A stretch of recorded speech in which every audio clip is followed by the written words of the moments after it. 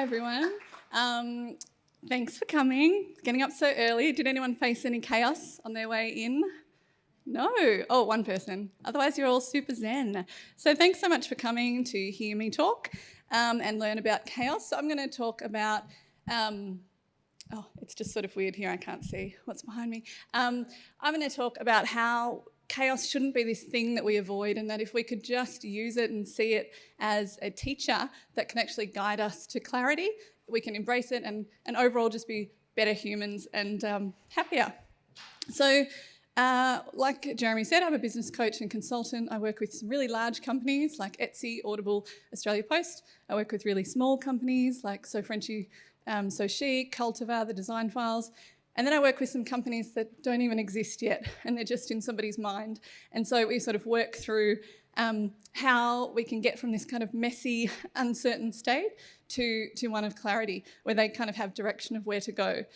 So when the lovely team from Creative Mornings very much surprised me by asking me to come here, and they said the theme is chaos, I thought, well, what do I think of when I think of chaos?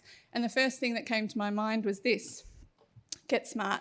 So I'm a child of the 80s, and I grew up watching a lot of reruns of this. And basically, for those that don't know, Get Smart was all focused on control versus chaos. Chaos was the evil villain, probably with a Russian accent, knowing the 80s. And it was all about avoiding it at all costs. And I guess that's kind of imprinted in my mind as a child. The next thing I thought about was dinosaurs, because, why not? Dinosaurs are so cool. But I have a 5-year-old son who's very obsessed with dinosaurs, and we've been looking up lately how they became extinct. And one of the theories is that this huge meteorite, 10 kilometres wide, hit the Earth's surface, completely destroyed things, and basically dinosaurs became extinct. What did not become extinct was, really surprisingly, platypuses and echidnas. Like, go very resilient Australian animals.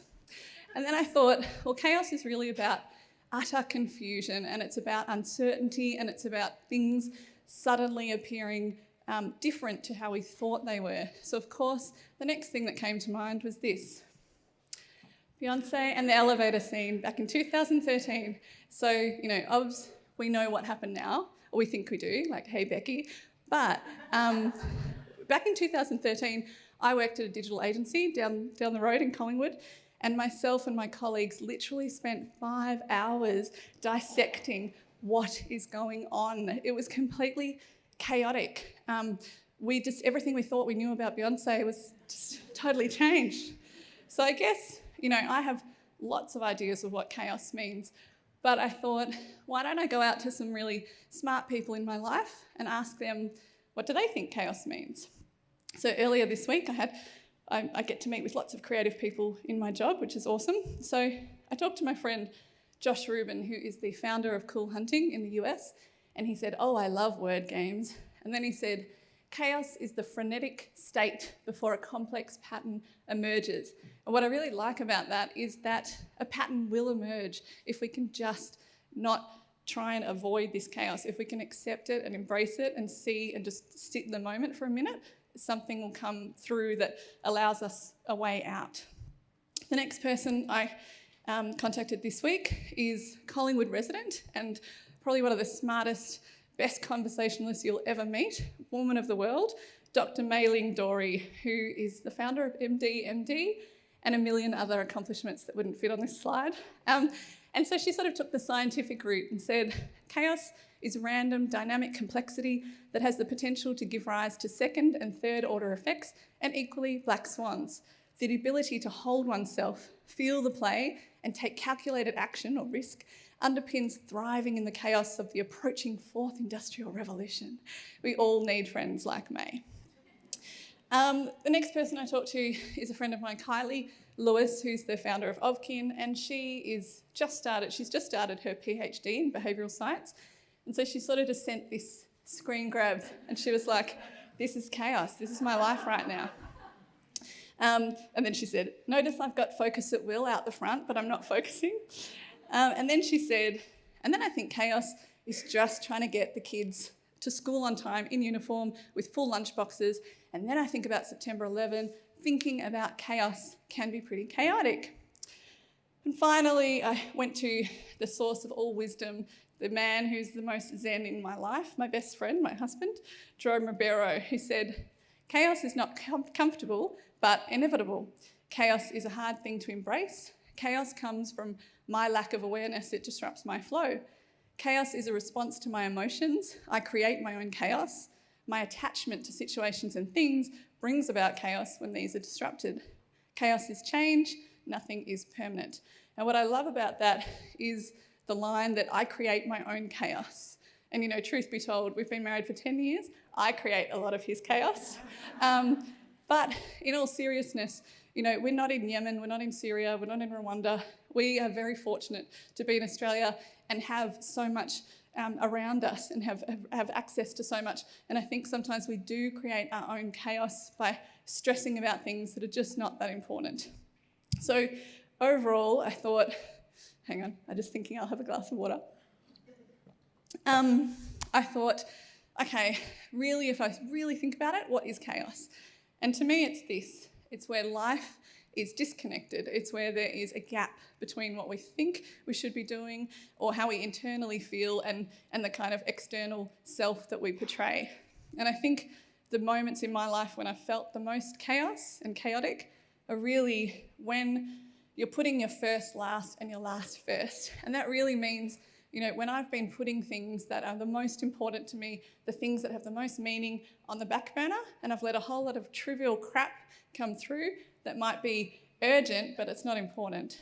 And it's really this is my opinion, when what you believe in and how you're living don't match. And so there's this internal fight and frustration between your life and what you think you should be doing.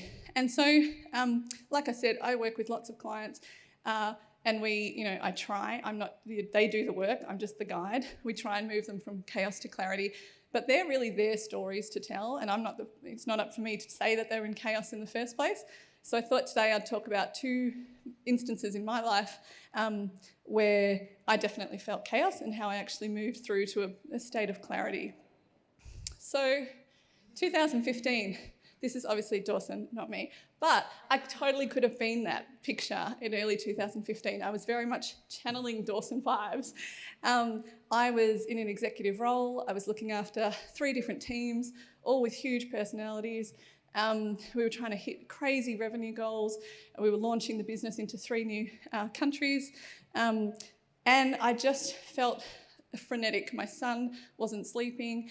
And just everything felt chaotic. I would be getting up at 5 o'clock in order to get to work by 6 o'clock so that I would have a couple of hours to myself before my day began, which was literally running from meeting to meeting to meeting, reports, putting out this fire, this person's got a problem, HR wants to see you, the C-suite needs you to present next week. It was just a million miles an hour, and that's fine if you believe in what you're doing, but I felt no actual connection to the work that I was doing or to the brand that I was representing. And so I knew something had to change, I just didn't know how that was going to happen.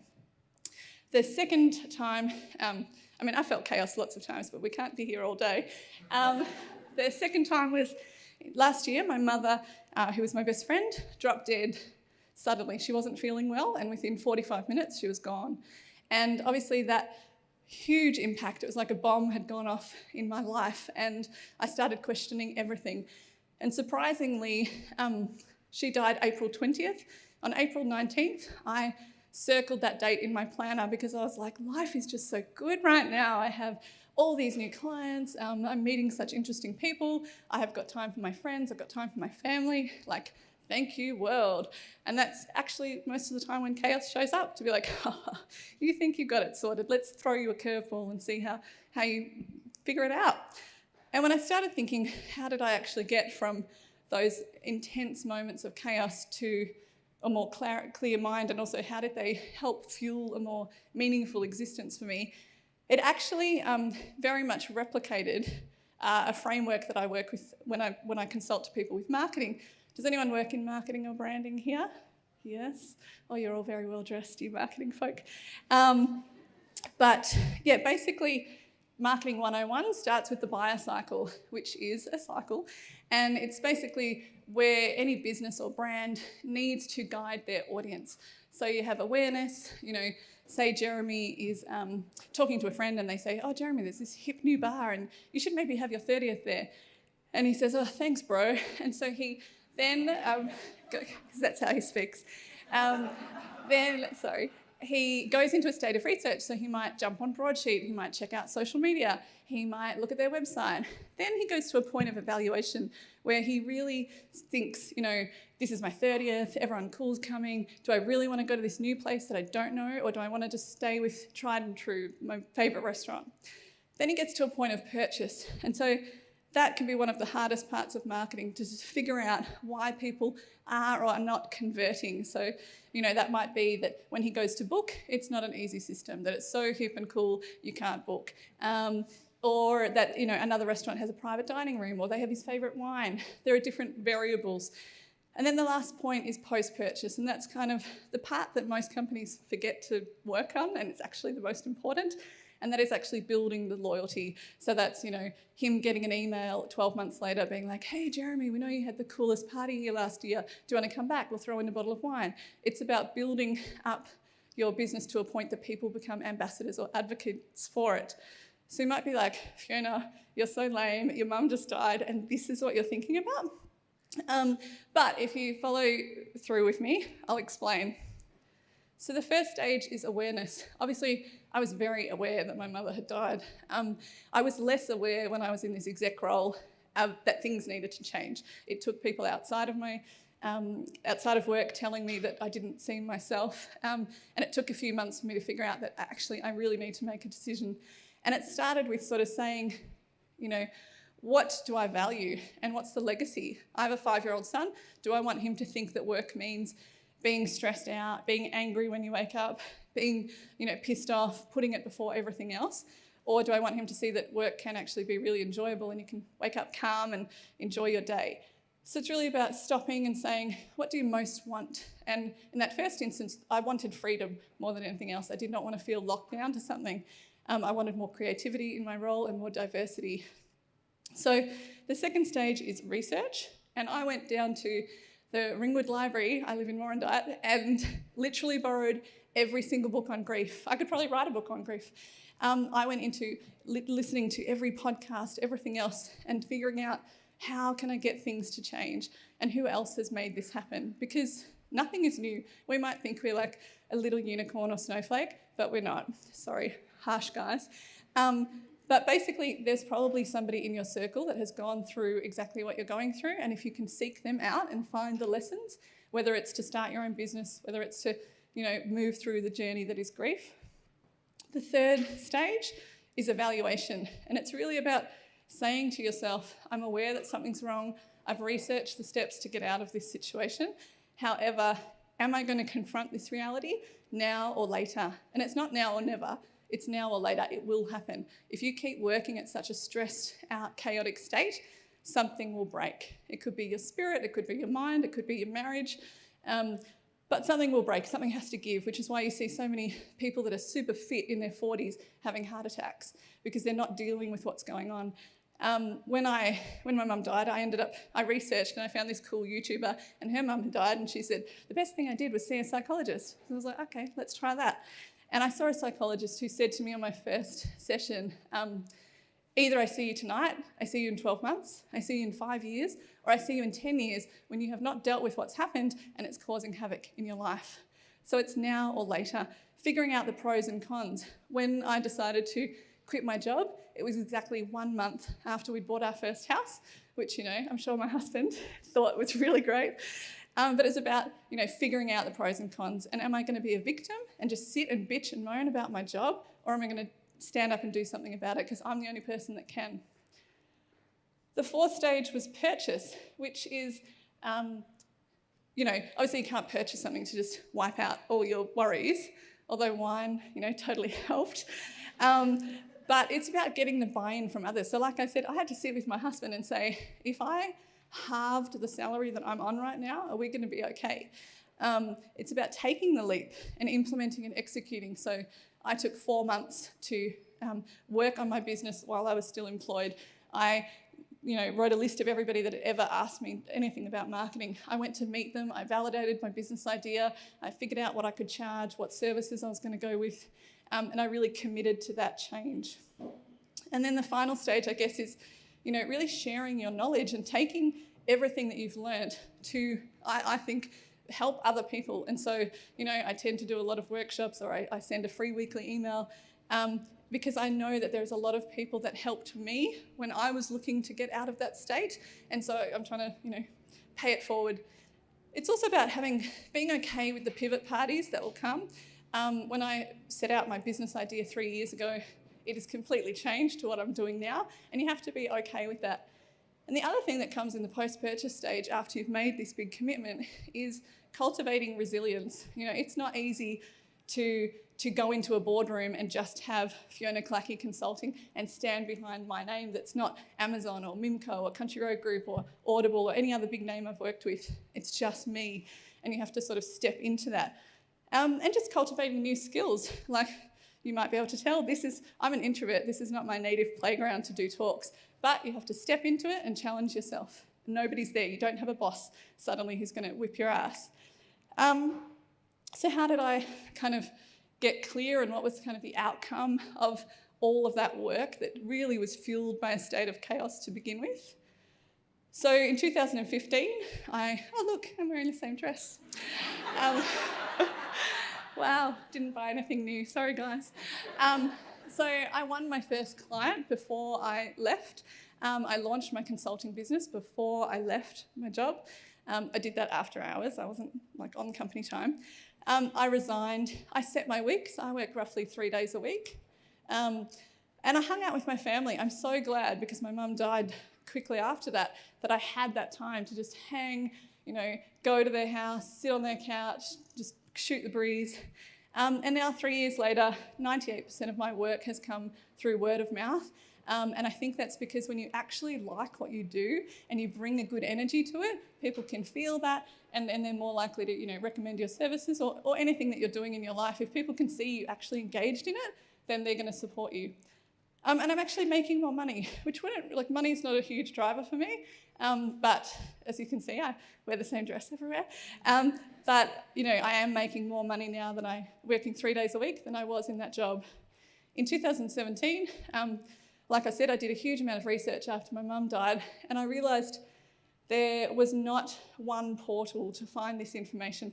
I was on Amazon reviews, I was getting sent, my beautiful friends were sending me links to articles. So I kind of put all this together and made a tiny little site called When Your Mother Dies. And on there are podcasts that are really good that I've listened to or somebody's recommended, books, resources, and the best part is the letters. So beautiful women, they're all women, but men are more than welcome to submit a letter.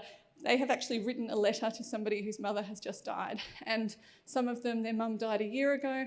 One woman on there, her mother died 23 years ago. And they're beautiful. And I've had emails from all over the world. I've had someone from Texas, Singapore, India, London, email to say, thank you for putting this site together. I felt so alone, and now I feel that there's a sense of community there. If anyone's mother has died and you would wish to commit to, I'm not supposed to do sales, but if you want to send a letter, please do it. It's really helpful. So I guess all of this is really saying you can't avoid chaos. Death is the only certainty that we have in life, and yet it still throws everything into utter chaos when it happens. But if you can see it as a teacher, the chaos will actually lead you to clarity and to question things that perhaps if you didn't have chaos, you would never question. And I sort of thought all of this is beautifully summed up in a letter that the French philosopher Albert Camus sent to one of his many lovers. And he said, "My dear, in the midst of hate, I found there was within me an invincible love. In the midst of tears, I found there was within me an invincible smile. In the midst of chaos, I found there was within me an invincible calm. In the midst of winter, I found there was within me an invincible summer." And that makes me happy, for it says that no matter how hard the world pushes against me, within me there's something stronger, something better pushing right back. Thank you.